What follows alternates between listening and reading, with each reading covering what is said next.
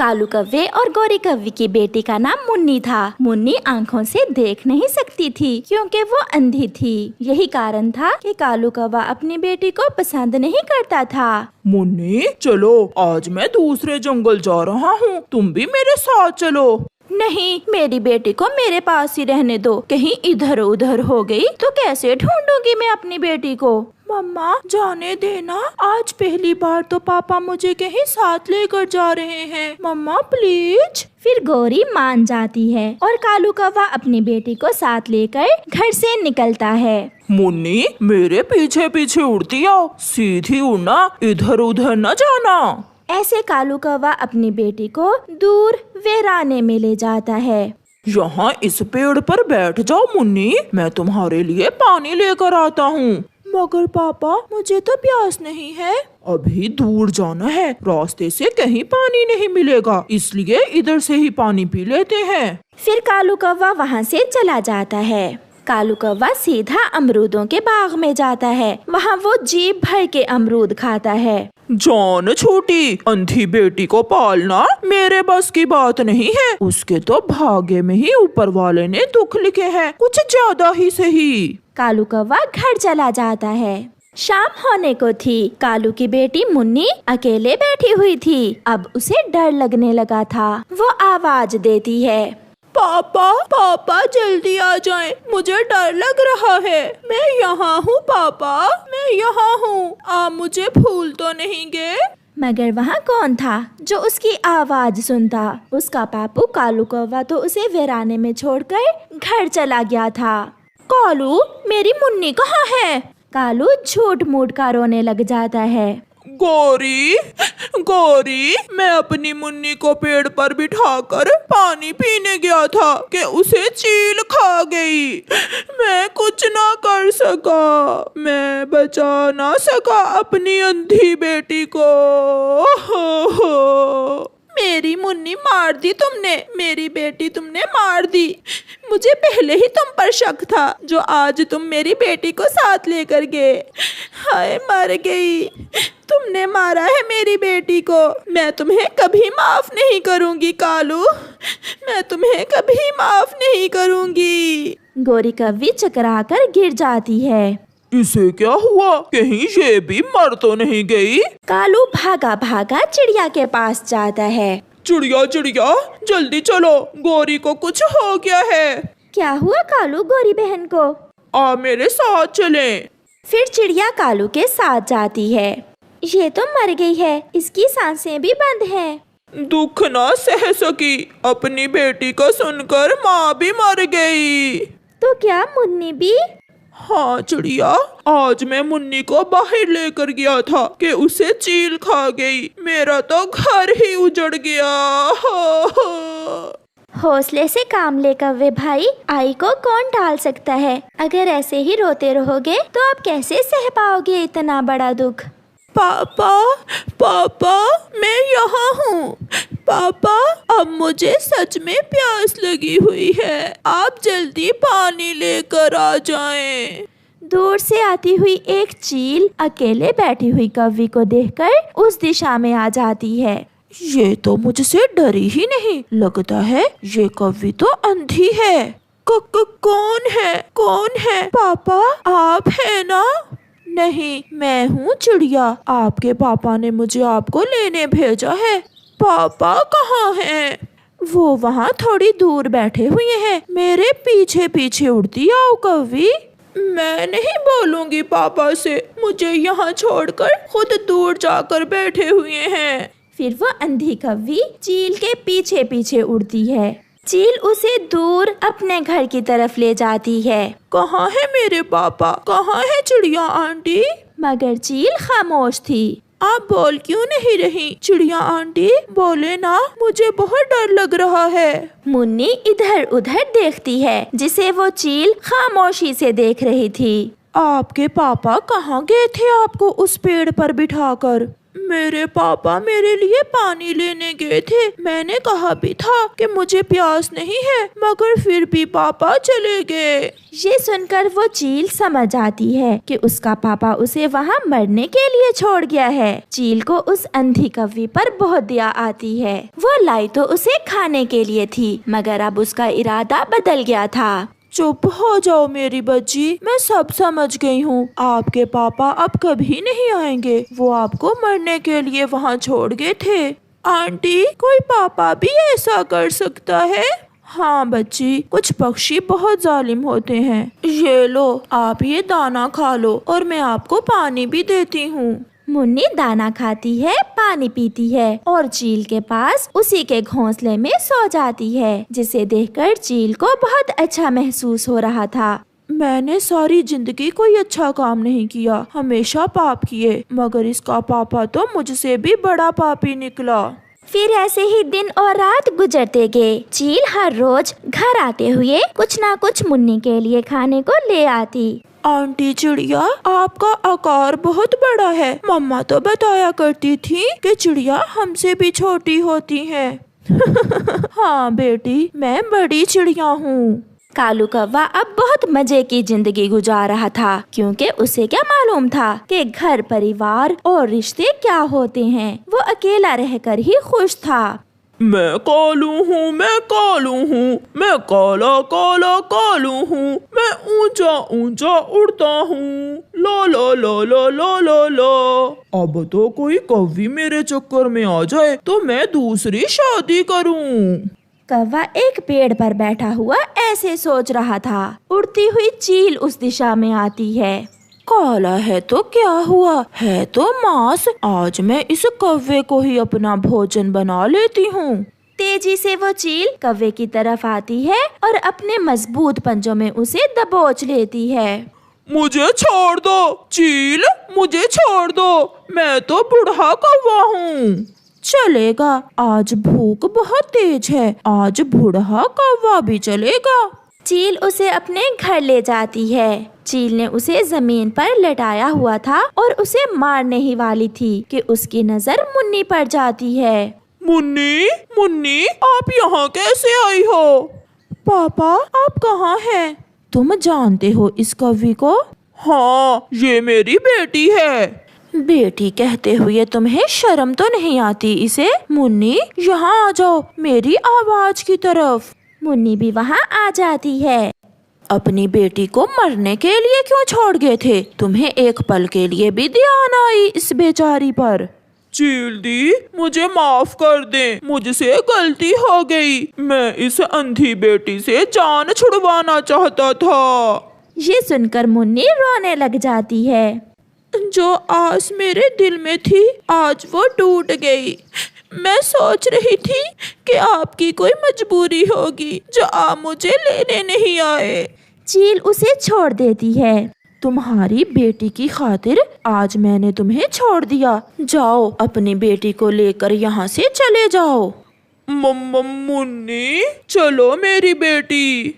नहीं, मैं आपके साथ नहीं जाऊंगी। आंटी चील, मेरी आंखें बेशक नहीं हैं, मगर हम अंधे पक्षी महसूस सब कर सकते हैं। आप जाएं यहाँ से। फिर कालू वहाँ से भाग जाता है। आंटी चील, आपने मेरी खातिर मेरे पिता को छोड़ दिया, लेकिन मुझे शर्म आ रही है उन्हें पिता कहते हुए।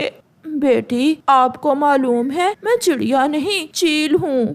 मुझे दूसरे दिन ही मालूम हो गया था, मगर आपने जो मुझे प्यार दिया, मुझे केवल उसी की जरूरत थी। मुझे इससे क्या फर्क पड़ता है आप चिड़िया हैं या चील, क्योंकि मैं तो अंधी हूँ। फिर चील मुन्नी को अपने गले से लगा लेती है। धूप हो या छाँव, सर्दी या गर्मी, कैसा भी मौसम हो, पक्षियों को अपने और अपने परिवार के लिए भोजन तो लाना ही होता है। ऐसे ही आज भी तेज बारिश में चिड़िया, तोता, कौवा और कबूतर अपना भोजन लेने निकले हुए थे। ऐसे मौसम में भोजन ढूंढना कोई आसान काम नहीं। वो सब उड़ते उड़ते जंगल के बाहर वाले हिस्से की तरफ पहुंच जाते हैं, जहां से इंसानों की बस्ती भी नजर आ रही थी। कौवे भैया, जंगल के इस हिस्से में तो इंसानों का आना जाना है और मुझे इंसानों से बहुत डर लगता है। चुहा, वो देखो सामने मीठे मीठे फल हैं। चलो हम सब वो फल लेकर जल्दी से यहाँ से वापस चले जाते हैं। मौसम अच्छा है। ऐसे मौसम में तो किसी पक्षी का शिकार करने को मन कर रहा है। जंगल में जाता हूँ और अपनी किस्मत आजमाता हूँ। ये सोचते हुए वो शिकारी अपना तीर कमान उठाता है और जंगल की तरफ बढ़ता है। जल्दी करो दोस्तों, मुझे किसी के आने की आवाज आ रही है। नहीं दोस्त, यहाँ कोई नहीं है। हवा से पेड़ों के पत्ते हिल रहे हैं और कोई आवाज नहीं है। इतने में एक तीर तेजी से आता है और पक्षियों के ऊपर से होता हुआ गुजर जाता है। भागो भागो, शिकारी आ गया। शिकारी आ गया, शिकारी आ गया। वो सब वहाँ से भागते हैं, कोई आगे तो कोई पीछे, मगर एक तीर सीधा आकर मिट्ठू तोते के पंख पर लगता है। मिट्ठू का पंख घायल हो जाता है और मिट्ठू गिर जाता है। शिकारी अभी थोड़ी दूर था। दूसरे पक्षी डर के मारे एक पेड़ पर बैठ जाते हैं। मिट्ठू, उठो उठो मिट्ठू, उड़ने की कोशिश करो, वरना वो शिकारी तुम्हें पकड़कर ले जाएगा। मैं उड़ नहीं सकता, मेरा पंख घायल है। आप जाएं यहाँ से। मेरे साथ साथ वो शिकारी आप सबको भी पकड़ लेगा। एक और तीर सीधा चिड़िया की तरफ बढ़ रहा था। पीछे से कबूतर आकर चिड़िया को एक तरफ धक्का देते हुए उसे बचा लेता है। आप जाइए यहाँ से। फिर वो सब बहुत दुखी दिल के साथ वहाँ से चले जाते हैं। तो मिट्ठू तोता हाथ लगा है। मेरा निशाना कभी गलत नहीं होता। शिकारी मिट्ठू को उठा लेता है। घर जाकर इसे पिंजरे में बंद करता हूँ और फिर कल इसे बेच दूंगा। फिर वो शिकारी मिट्ठू को साथ लेकर वापस चला जाता है। घर जाकर शिकारी मिट्ठू को पिंजरे में कैद करके एक पेड़ के साथ लटका देता है। मिट्ठू पिंजरे में रो रहा था। शिकारी, मुझे आजाद कर दो, मेरा मन घबरा रहा है। मैं यहाँ कैद में मर जाऊंगा।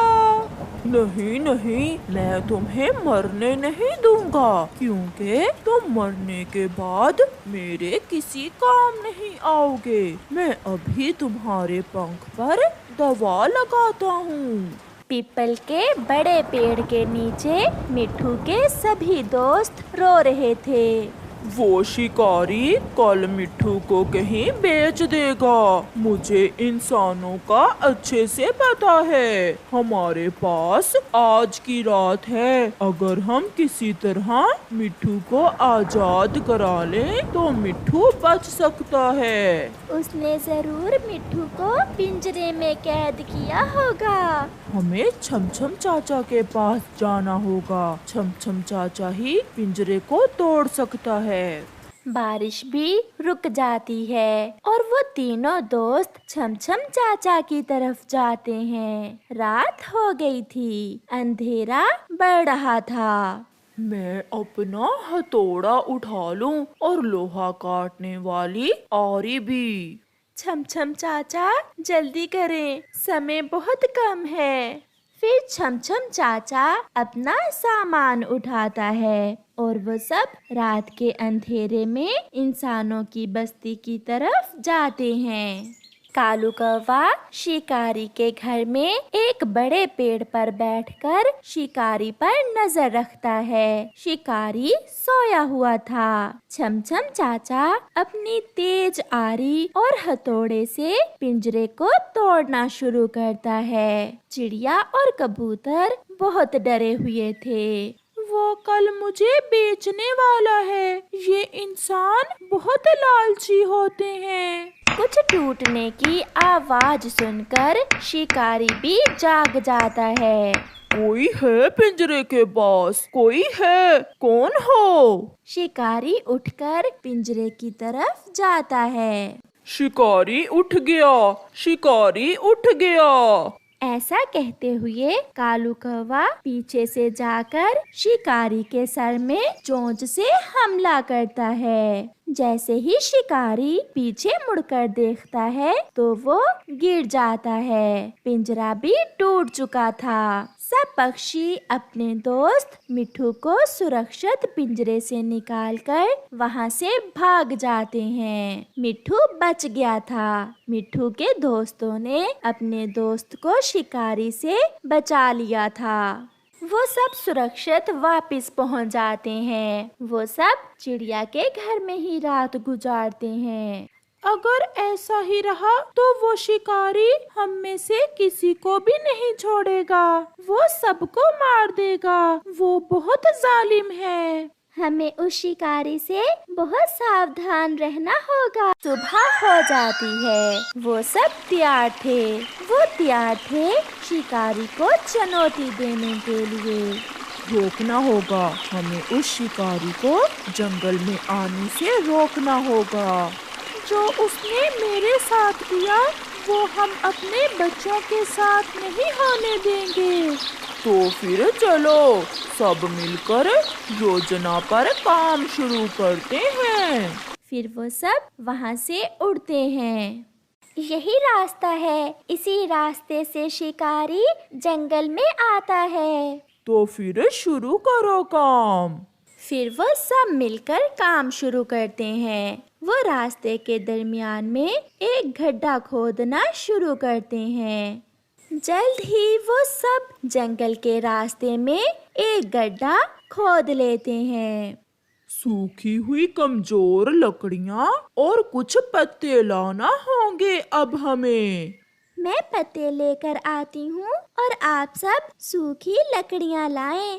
वो फिर से काम शुरू करते हैं और फिर वो उस गड्ढे को लकड़ियों और सूखे पत्तों से ढांप देते हैं। अब इंतजार करना होगा। वो शिकारी बहुत गुस्से में होगा क्योंकि हमने अपने मिट्ठू को उसकी कैद से आजाद जो करवा लिया। वो आ गया, सब छुप जाओ, शिकारी आ गया है। फिर वो सब पेड़ के पीछे छुप जाते हैं। आज नहीं छोड़ूंगा।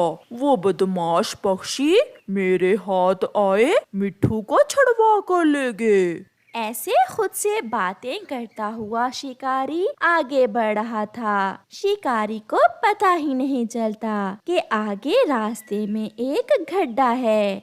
जैसे ही शिकारी वहां पहुंचता है वो सीधा गड्ढे में गिर जाता है। बचाओ बचाओ, कोई मुझे बचाओ, मैं यहाँ हूँ, मैं गड्ढे में गिर गया हूँ। ये देखकर पक्षी सुख की सांस लेते हैं। दोस्तों काम पूरा हुआ। अब इस शिकारी को शेर खान या कोई भेड़िया ही खाएगा। फिर वो सब पक्षी खुशी खुशी घरों को वापस चले जाते हैं। पक्षियों ने मिलकर काम किया और बड़ी समस्या का हल ढूंढ लिया।